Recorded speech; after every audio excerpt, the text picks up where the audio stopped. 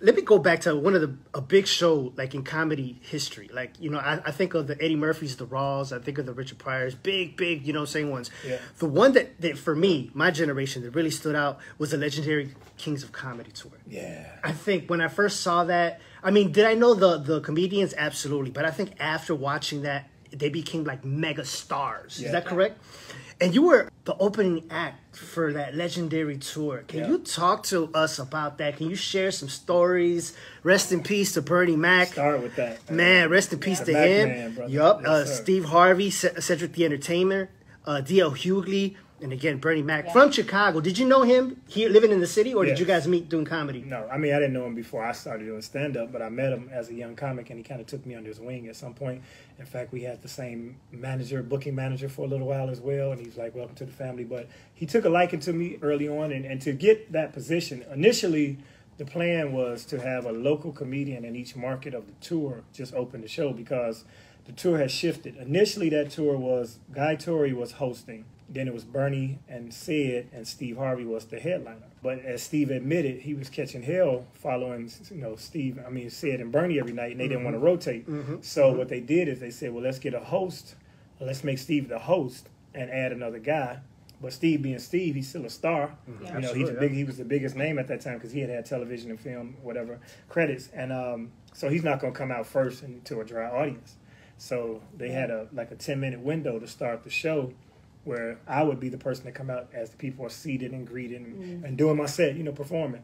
But the cool part for me was Steve being Steve and his ego being his ego and his stature being his stature. If it wasn't full yet, they had a countdown clock. It would start at 7 minutes. And after that 7 counted down, I had 2 or 3 minutes to finish.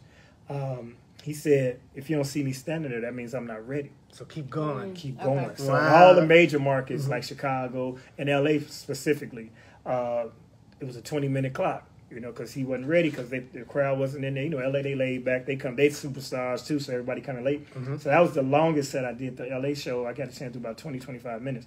But also, after intermission, I get to come back out because he don't want to come back out while he's sitting again. So it was an excellent opportunity. But they couldn't find consistent local comedians in every city to match the magnitude of that show.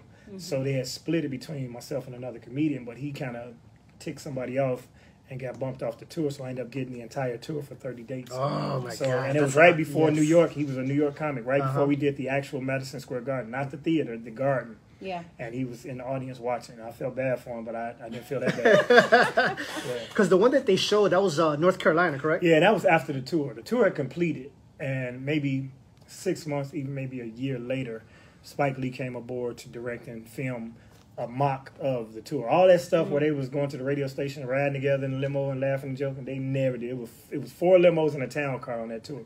4 stretches and my little car. It started out with just 4 limos and no car, and I had to ride with one of them. And I was friends with all of them, so it was cool. But by me being the first person on the show, I can't be late getting to the show. So they said, man, get the man a car and let him get back and forth. But my car was like Cinderella. At midnight, I had to turn my car in. So after the show, I would jump in with them to go to the after party. Otherwise, I'd have to catch a cab. Back in those days, there was no Uber.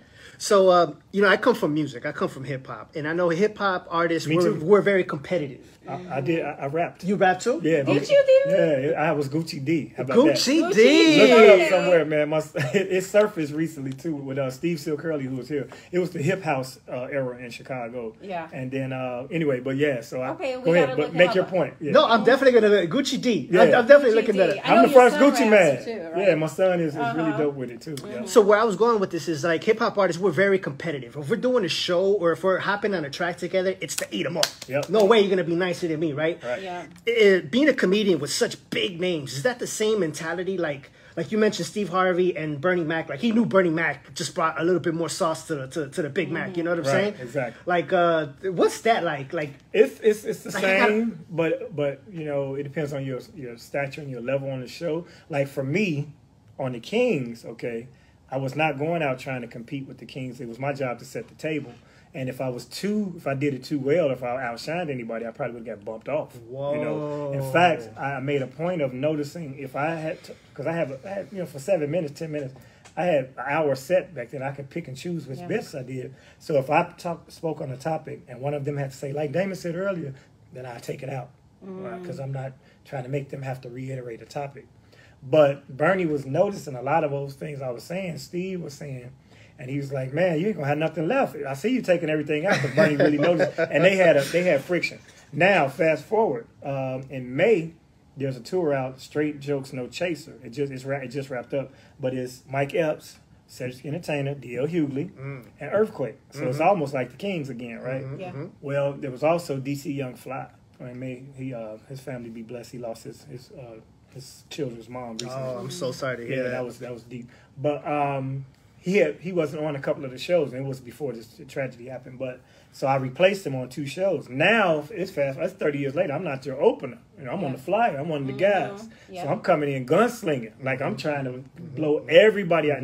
No disrespect to nobody, you know, stature or craft, but I got to make my name and stake my claim. So it was like a battle. Absolutely. Yep. And Earthquake acknowledged it because he didn't realize that was one of the dates that DC was being replaced. And they have a format for the show. They already know who's going out, so they don't even listen to each other after you've been on tour with somebody for 20 dates.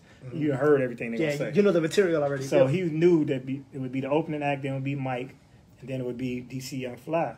Well, in that slot was me, and he said he was back in the dressing room, he was eating, and he heard rah, rah, rah, rah. And he said, "Wait a minute, who was that?" Right? So he was telling my wife the story. I was walking up as he was telling. He's like, I heard that. He said, "Oh, somebody that came after. He coming for scalps tonight." He said, "I put my food down, start going me. Let me get ready." And he said he gonna get somebody tonight, but it ain't gonna be me. He said, "Yeah." So it's just like the hip hop as far as that's concerned. When you're on the show, you want to go out there and kill, especially when you're the least expected. So they didn't even know I was coming. So I mean, the little bit of auxiliary advertising they did toward the end, maybe a few people knew, but when I walked out and I did my thing, I went ham.